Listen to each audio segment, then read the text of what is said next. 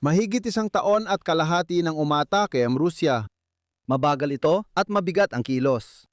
Mahirap itong mapansin kapag pinapanood ang palitan ng teritoryo mula sa malayo. Pero ang pag-ipon ng lahat ng buwang pag-usad ay nagdulot din ng kapansin-pansing pagbabago sa hugis ng frontline.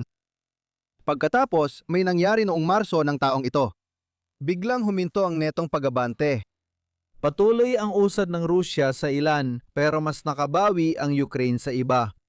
Nasa nitong 34 na parisukat na kilometro noong Marso, 119 na parisukat na kilometro noong Abril at pansamantalang 259 na parisukat na kilometro noong Mayo. Umaabot na sa puntong baka kailangan ko ng ganap na ayusin muli ang slide na ito. Hindi na ito basta random na galaw. May totoong nagbago. Ang tanong ay, ano? Ngayon, maghahanap tayo ng mga sagot sa video na ito. Magsisimula tayo sa kumpirmasyon na nangyayari ito, kahit may mga kontra na di nakikita ang buong sitwasyon. Pagkatapos, tatalakayin ko ang 8 malalaking pagbabago sa labanan na hindi ko na kayang isa-isahin dito. Pero ito ang mga iyon, ang panahon, pagkalbo ng kagubatan, Starlink, Telegram, mga pag-atake sa Riles, mga pag-atake sa industriya ng depensa ng Russia, mga pag-atake sa langis, at mas mataas na antas ng pagkaubos ng puwersa. Pagkatapos, magbibigay ako ng ilang komento kung saan ito posibleng humantong sa mga susunod na buwan. Pero magsimula tayo sa puntong totoong epekto nga ito. Malamang na nakita mo na ang mga puna tungkol sa mga bilang na tulad nito noon. Ganito lang, hindi talaga nakakakuha ng teritoryo ang Ukraine. Ang mga kontra-atake ay nakatuon sa pagsulong ng Russia sa gray zone kung saan hindi naman talaga sila nakapagtatatag ng kontrol. Walang saysay ang lahat ng ito. Tara na, magpatuloy na tayo. Sige, wala akong problema sa premisa ng puntong ito dahil sumasalamin ito sa realidad ng makabagong labanan. Dahil sa mga drone, umaabot sa ilang kilometro ang no man's land at higit 10 kilometro sa iba. Umuusad ang Rusya sa pagpapadala ng 1, 2 o 3 sundalo na susubok palihim na pumasok sa no man's land, maghanap ng taguan at tingnan ang mangyayari. Pero ang presensya ng isang sundalo sa isang lugar ay hindi ibig sabihin kontrolado na ito ng Rusya. Nagkakaproblema kapag kailangan magdesisyon ang nag-encode ng mapa kung paano hahatiin ang linya sa huli. Kung ibabatay mo ito sa kung sino ang huling naroon, mas pabago-bago ang linya. Kung bibigyan man ng benepisyo ng pagdududa ang may kontrol, hindi magbabago ang linya kahit may kaunting paglusob. Ang mga patakarang ito sa pagcoding ang nagdidikta ng hitsura ng mga bilang ng palitan ng teritoryo, kaya may maraming pagkakaiba-iba rito kahit nakakasundo ang mga nagko-code sa aktwal na nangyayari sa labanan. Gayunpaman, ang batikos na nagsasabing imbento ang tagumpay ng Ukraine ay hindi tumatama sa punto at hindi lubos na umaayon sa ebidensya. Umuusad ang Rusya sa pamamagitan ng pagtulak palabas at pagkatapos ay sinusubukang magdala ng mga karagdagang tropa. Kahit mabawi ng Ukraine ang lahat ng lugar na sinusubukang pasukin ng Rusya, kailangan pa ring maginuha na patapos na ang opensiba ng Rusya. Bagamat pwedeng isipin na iyon ang dahilan ng datos noong Marso, ang 250 kilometrong kwadrado noong Mayo ay kailangan ng mas malalim na paliwanag. May nagbago sa sitwasyon, kaya dapat nating alamin kung ano yon. Sa totoo lang, maraming bagay ang nagbago sa aktwal na sitwasyon. Pero nakakatawang isipin, magsimula tayo sa kung ano ang kadalasang nasa ere. Ang panahon. Alam mo na siguro ang pangunahing bahagi ng kwentong ito. Nakakasagabal ang halumigmig sa pagpapapuesto ng mabibigat na sasakyan. Kahit na mamayani na ang mga drone sa frontline at maliliit na grupo ang panglusot, may pagkakataon pa rin gamitin ng mekanisadong grupo ang mga puwang at kailangang patuloy na mapunan ang supply ng lahat. Mas malamig ang taglamig na ito at mas marami ang ulan at nyebe kaysa noong nakaraang taon. Ibig sabihin nito ay mas marami talagang bumagsak na nyebe. Pagsapit ng Marso, natunaw ang nyebe at nagdulot ng isang matinding panahon ng putikan na tinatawag na Rasputitsa sa Tagsibol. Kaya naman nabaon sa putikan ang opensiba ng Rusya. Sige, oo, pero napapansin mo ba ang hindi tugma ng tsurang ito sa datos? Umuusad na ngayon ang Ukraina. Ang Rasputitsa ay nagpapahiwatig ng nagyelong linya ng labanan, hindi pagbabago ng kapalaran. Makatuwiran isipin na ang pagkatunaw ng lupa ay napabagal sa Rusya, ngunit kailangan pa ng ibang paliwanag para ganap maunawaan ang datos. Kasunod nito ang hanay ng mga puno. Gusto ko ang larawang ito ng Ukraine dahil maganda ito at ipinapaliwanag kung paano nakuha ng bansa ang kanilang watawat. May isa pang bagay sa malayo, isang hanay ng mga puno. Ang technical na tawag dito ay windbreak. Ang mga windbreak ay tumutulong para makontrol ang pagguho ng lupa na kung wala nito ay maaring mawala ang katayuan ng Ukraine bilang pangunahing tagapaglaan ng pagkain sa Europa. Isang hindi magandang epekto. Maaring gamitin ng mga sumusugod na tropa ang mga ito bilang taguan upang magtago mula sa mga drone. Oo, ang ibig sabihin nito ay ang agrikultural na patakaran noong panahon ni Stalin ay tumutulong ngayon sa mga tropang Ruso sa pagsakop sa Ukraine. May mga bulong-bulungan na sinimulan ng Ukraine na sunugin ang mga hanay ng mga puno kaya napilitan ang mga tropang Ruso na sumugod sa kapatagan. Ngayon, hindi malinaw kung gaano kalawak ang patakarang ito pero alinmang paraan, napupunta pa rin tayo sa parehong lohikal na puwang gaya ng dati. Dapat pigilan ng pagsunog ng puno ang pagpasok ng tropang Ruso. Sige, check. Mas lalo nitong pahirapan ang Ukraine na sumulong sa mga bahagi ng no man's land na mas kontrolado nila. Hindi check. Kailangan pa natin ng ibang teorya para ganap na maipaliwanag ang pagbaligtad sa datos. Pangatlo, mayroon tayong Starlink. Malamang narinig mo na rin ang kwento dito noon. Hininto ng Starlink ang paggamit ng terminal ng mga tropang Ruso sa Ukraine kaya nawala ang isa nilang pangunahing paraan ng koordinasyon sa pag-atake at depensa. Nang mangyari ang shutdown noong Pebrero, inasahan naming maapektuhan ang mga pag-abante ng Russia. Ang tanong ay kung pansamantalang aberya lang ito o magtatagal ang epekto.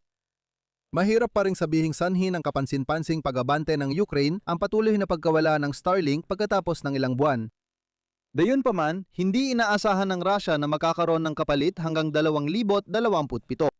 Kaya mapapaisip ka kung bakit hindi sineryoso ng Kremlin ang kahinaang ito 4 na taon na ang nakalipas.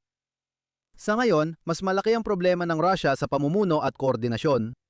Makatuwiran isipin na ito ang unang domino nagbigay daan para mas marami pang magawa ang Ukraine. Pang-apat, punta tayo sa Telegram. Ito ay isang dobleng dagok. Kasabay ng pagkawala ng Starlink sa Russia, hinigpitan din ng Kremlin ang Telegram. Isa itong hakbang pampulitika. Tulad na ibang social media, pwedeng gamitin ang Telegram para ipahayag ang hindi pagkakasiya sa gobyerno at mag-organisa ng mga protesta sa kalsada. May maliit na problema, ginagamit din ng tropang Ruso ang Telegram sa kanilang koordinasyon. Kaya, habang nahihirapan ang mga mananakop na makakonekta sa internet, hindi rin nila alam kung saang plataporma sila makikipag-ugnayan sa isa't isa kapag nakapasok na sila online. Kawili-wili ang bahaging ito ng opensiba ng Ukraine dahil maaaring magdulot ito ng malupit na siklo para sa Russia. Habang lumalala ang labanan para sa Russia, tumataas ang hindi pagkakontento ng mamamayan. Habang lumalala ang hindi pagkakontento ng mamamayan, mas nagkakaroon ng rason ng Kremlin para higpitan ng restriksyon sa social media. At pagkatapos ay babalik tayo sa simula. Dahil sa dami ng social media restrictions, lalong lumalala ang sitwasyon ng Russia sa labanan. Panglima, pupunta tayo sa mga pag-atake sa riles ng tren. Para sa akin, dito nagiging interesante ang lahat. Posible may malaking pagbabago sa paraan ng pagpapatakbo ng Ukraine sa digmaan. Kung pwede tayong lumihis saglit sa usapan, ang plano ng NATO laban sa Russia ay nakatuon sa pagsira sa mga linya ng supply ng Russia. Hindi mahalaga ang nangyayari sa harapan kung walang dagdag na supply at bala ang mga sundalo. Sa totoo, ang pagsulong ng Russia sa harapan ay mas nagpapalala ng problema sa supply. Gutumin mo lang sila, siguradong ikaw ang mananalo. Problema ng Ukraine ang paggaya sa estratehiyang ito dahil kailangan nilang maipaabot ang puwersang militar ng maraming kilometro sa likod ng frontline. Sa kasaysayan, ang kakayahang yan ay para lang sa pinakamakapangyarihang bansa. Tinarget na ng Ukraine ang mga target na pwedeng atakihin kapag may pagkakataon sa huling 4 na taon. Biglang pag-atake lang ito, hindi bahagi ng tuloy-tuloy na kampanya. Baka hindi na ganoon ang sitwasyon na yon. Bumilis ang dalas ng mga pag-atake sa riles at iba pang logistical na target nitong nakaraang mga buwan. Hindi klaro paano nagawa ng Ukraine yon. Malinaw na ang sagot ay mga drone sa ilang antas. Isang mula rito ay nabawasan ng Ukraine ang bentayan ng Rusya sa fiber optic drones, kaya nabaliktad ang problema ang dating nagbigay sa Rusya na mas malaking kakayahang gipitin ang gray zone. Pero sa kahit anong kaso, nakahanap ang Ukraina ng paraan para mapasok na mas malalim ang mga drone sa teritoryong hawak ng Rusya at nagsisimula na itong magdulot ng pagbabago sa mga frontline. Pang-anim, pagpapalawig nito. Pag-atake sa industriyang pandepensa ng Rusya. Imbes atakihin ang lohistika, sirain mo na lang ang mga pabrika ng Rusya. Kung hindi makakagawa ng armas ang iyong kalaban, hindi rin sila makakaputok ng armas. Ang hadlam sa estratehiyang ito noon ay ang mga pabrika ng armas ay kadalasang malayo sa harapan at nasa mga gusaling medyo protektado. Kaya para magtagumpay dito, kailangan mo ng malalaking kargang pampasabog na kayang bumiyahe ng malayo at makaiwas sa depensang panghimpapawid. Unti-unti nang bumabagsak ang depensang panghimpapawid ng Rusya nitong halos isang taon. Samantala, nagbunga ang pagkahumaling ng Ukraine sa pink na ibon ng sandatang malayo, ang abot at mataas ang pinsala, angkop sa pag-atake sa pabrika. Ang hindi natin tiyak na matutukoy dito ay ang lawak ng epekto. Hindi na handa ang mga Russian na magbigay ng libreng pagtatasa ng pinsala kapag tinamaan ng mga pabrika dahil hindi ito kasing dramatiko ng ibang pagsabog. Sa totoo lang, ang ikapito ay ang pag-atake sa infrastruktura ng langis ng Rusya. Hindi na kailangan ng mahabang paliwanag para maintindihan ang kategoriyang ito. Gusto ng Kiev na ituring ang Rusya na para lang isang gasolinahang nagukunyang bansa at nahihirapan ang Kremlin sumagot dito. Hindi ko ito kayang bigyang diin ng sapat. Ang digmaan ang naging pinakamalaking proyektong pinansyal ng Kremlin mula noong bumagsak ang Unyong Sobyet. Magwawagi o matatalo ito batay sa mga balance sheet. Magkano ang kinikita ng Kremlin at gaano kalaki ang ginagastos sa mga sundalo? Ang pag-atake sa mga infrastruktura ng langis ng Rusya, mga refinery, mga daungan at mga tanker ng Shadow Fleet ay tumutugon sa bahagi ng input na ekwasyon. Dahil mahina ang depensa sa himpapawid ng Rusya, matagal nang epektibo ang estratehiyang ito at lumalala pa ang sitwasyon para sa Kremlin. Noong Abril, bumagsak ang kapasidad ng mga refinery ng Rusya sa pinakamababang antas nito sa loob ng 16 na taon. Dahil dito, napilitan ng Kremlin na bawasan ang pagre-recruit. Naabot lang ng Ministry of Defense ang humigit kumulang 70% ng kanilang layunin sa pagre-recruit para sa unang quarter ng 26. Dahil dito, mas konti na nare-recruit na sundalo ng Russia kaysa sa mga nawawala nito sa labanan. Muli, sinasamantala ito ng Ukraine. Sa wakas, tumaas na ang pagkawala ng mga sundalong Ruso. Ito ang kabilang bahagi ng ekwasyon. Maaaring tumaas pa rin ang netong bilang ng sundalo ng Rusya kahit bumaba ang recruitment basta hindi malaki ang nababawas na sundalo. Pero malala nga ito. Parang bahagi nito kung paano nananalo ang Ukraina sa labanan para sa pangingibabaw sa drone. Ang kabilang kalahati naman ay ang pangkalahatang estratehikong tindig ng Rusya. Sa batayang aral ng estratehiyang militar, mas maraming tauhan ang kailangan ng sumasalakay na hukbo kaysa sa nagtatanggol. Ang kaugnay nito ay kung patuloy kang kumikilos na parang isang sumasalakay na hukbo pero wala ka namang sapat na tauhan para suportahan ito. Maubos lang ng maubos ang mga sundalo mo sa paglipas ng panahon at wala ka namang gaanong makukuhang teritoryo bilang kapalit. Paalala ito na mag-ingat sa labis na pagbibigay kahulugan sa estadistika ng pagpapalitan ng teritoryo. Habang mas bunga ng kontrol sa drone ang mga natatamang tagumpay ng Ukraine, mas gumaganda ang posibilidad nitong may pagpatuloy ang takbo ng mga pangyayari sa pabor nitong direksyon. Habang mas nagiging bunga ito ng hindi paggamit ng Russia ng tamang estratehiya na akma sa kakayahan nitong mag-recruit, mas lumalala ang hinaharap ng Ukraine. Gusto ko lang banggitin na dati, nang matagal bago malaman ng Kremlin ang tunay na nangyayari sa labanan, kaya posibleng magpatuloy ang Ukraine sa pagsamantala sa kahinaan ng Russia ng ilang buwan. Magandang pagkakataon ito para talakayin kung ano ang ipinapaywatig ng mga salik na ito tungkol sa magiging takbo ng digmaan sa susunod na mga buwan. Mahalagang ilagay sa konteksto ang datos ng palitan noong Mayo. Noong Setyembre ng 2022, nabawi ng Ukraine ang halos 6,000 kilometro kwadrado ng teritoryo. Sa kabilang banda, ang nakita natin itong mga buwan ay kombinasyon ng lokal na kontra-atake na paminsan-minsan ay nagdudulot ng mas malawak na suliraning operasyonal para sa Russia. Hindi patasa yugto ng maneuver warfare na naglarawan sa kontraopensiba noong taglagas 2022. Habang hinihintay kung mapapabilis ng Ukraine ang pag-usad nila, malinaw ang isang bagay.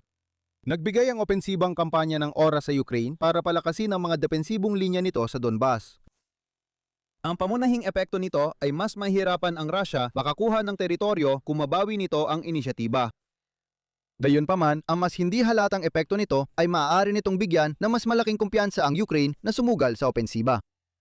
Ang defensive line ay parang insurance policy na nagbabawas ng panganib kapag pumalya ang opensiba. Isa ito sa mga pangunahing problema sa naudlot na opensiba ng Ukraine noong 2023. Hindi talaga lubos na nagkumit ang Kyiv dito dahil wala masyadong panangga kung sakaling maging isang malaking kapalpakan ito. Ang huling bagay na dapat bigyang diin dito ay na ang opensiba ng Ukraine ay dapat magpababa sa mga hadlang sa negosasyon na nananatili sa digmaan. Hindi makakayang igit ng Russia ng kapanipaniwala ang natitirang bahagi ng Donbas kung wala namang malino na paraan para sa Russia na sakupin ito sa pamamagitan ng lakas militar. Totoo ito kahit kulang sa inisyatiba ang Russia at may mas matitibay na depensibong linya ang Ukraine sa likuran. Sa kabilang banda, mawawala ang domino problem ng Ukraine. Ibig sabihin, hindi dapat mag-alala ang Ukraine na mas marami silang matatalo kung isusuko nila ang Donbas, lalo na kung hindi nila kailangang matumba ang unang domino. Sa ganitong paraan, ang tuloy-tuloy na operasyon ng Ukraine ay dapat makatulong mapunan ang puwang sa paniniwala ng panig-ukol sa kalalabasan ng digmaan. Kung magdudulot man talaga ng kasunduan ng mga ito, ibang usapan na yon. Ano ang mga pangunahing aral na iyong araw? May totoong pagbabago sa mga nangyayari sa mismong Ukraine. Maraming paliwanag tungkol sa mga nangyayari ang nagsasabi lang kung bakit bumagal ang Russia at hindi kung bakit nagkaroon ng tuluyang pagbabaliktad sa kanilang tagumpay sa opensiba. Ang matagal na pagsisikap na Ukraine na kontrolin ang impapawid kapwa sa lokal na antas at sa malalayong lugar ang pangunahing dahilan ng kanilang tagumpay at may dagdag na taktikal at estratehikong benepisyo. Bagamat nakapagpapanatag ang sitwasyon para sa Ukraine, kailangan pa rin ng pag-iingat dahil ang 3 buwang maganda ang takbo ay hindi garantiya ng maganda ring resulta sa 26 na buwan. Kung gusto mo ng 3 buwang magagandang palabas, halos 3 buwan na rin akong tuloy-tuloy nanonood ngayon. Marami pa tayong dapat pag-usapan, kaya malamang magkita ulit tayo bukas.